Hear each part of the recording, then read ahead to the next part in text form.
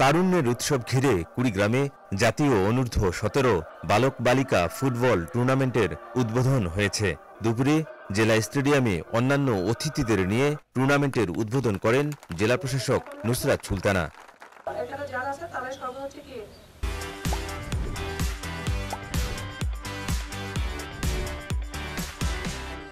তরুণ অথবা তরুণের দিকে যাচ্ছে, তাই না? তো তোমাদের হচ্ছে কি, তোমাদের হাতে সবকিছু, তোমরাই এখন উদীয়মান সূর্য।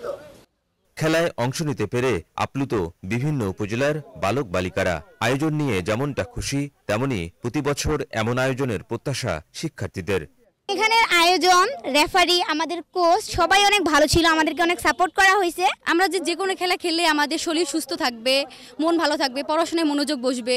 এরকম টুর্নামেন্টের কারণে আমাদের বিভিন্ন ধরনের প্লেয়ার যাচাই বাছাই হচ্ছে, ভালো ভালো প্লেয়ার এখান থেকে বের হচ্ছে। এরকম টুর্নামেন্ট যদি আমরা প্রতি বছরই পাই, আমরা আমাদের ভালোটা দেখাতে পারবো। ইনশাল্লাহ এর মাধ্যমে আমরা ভালো জায়গায় যেতেও পারবো, বাংলাদেশকে রিপ্রেজেন্ট করতে পারবো বিশ্বের বুকে। ক্রীড়া সংশ্লিষ্টরা বলছেন, চলমান সময়ে নানা নেতিবাচক কাজে জড়িয়ে পড়ছে কিশোর তরুণের অনেকেই।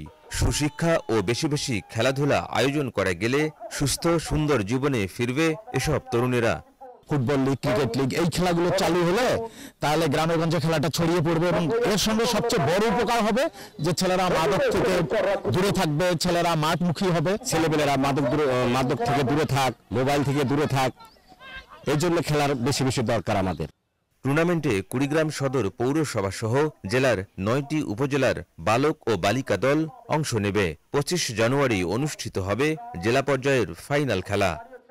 10টি টিম, বালক এবং বালিকা, মোট 20টি টিমের অংশগ্রহণ। আমাদের 25 তারিখ পর্যন্ত এই জেলা পর্যায়ে প্রতিযোগিতা চলবে।